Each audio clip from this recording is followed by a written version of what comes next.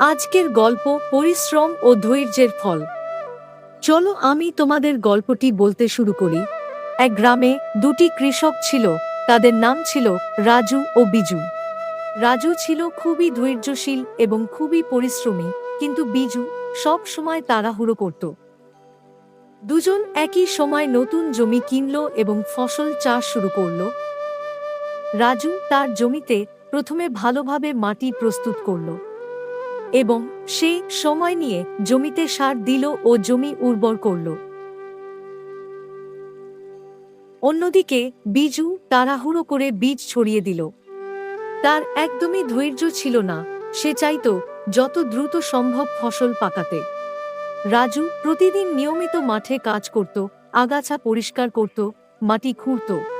বিজু কিন্তু একবার বীজ বপনের পর মাঠে তেমন মনোযোগ দিল না। বৃষ্টি হলে বিজু ভাবত তার ফসল ভালো হবে, এবং খরায় সে চিন্তিত হয়ে পড়ত।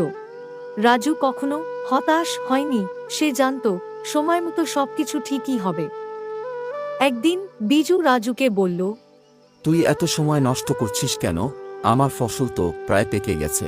রাজু শান্তভাবে বলল, ফসল পাকার জন্য শুধু সময় নয়, পরিশ্রমও জরুরি। কয়েক সপ্তাহ পর বিজুর ফসল পাকল, কিন্তু ফসলের মান খুবই খারাপ ছিল। অনেক ফসল নষ্ট হয়ে গেল, কারণ সে জমির প্রতি ঠিকমতো যত্ন নেয়নি। অন্যদিকে রাজুর ফসল ধীরে ধীরে বড় হচ্ছিল, কিন্তু সবগুলোই ছিল সুস্থ ও সতেজ। রাজু সময় মতো ফসল কাটল এবং তার ফসলের মানও বেশ ভালো ছিল, এবং সে বাজারে ভালো দামে তা বিক্রি করল। বিজু তখন রাজুর কাছে গিয়ে বলল, আমি তাড়াহুড়ো করে বড় ভুল করেছি। রাজু তাকে শেখালো পরিশ্রম আর ধৈর্যের ফল সবসময় মিষ্টি হয়। বিজু তখন বুঝল যে তাড়াহুড়ো করলে কোনো কাজেই সফলতা আসে না।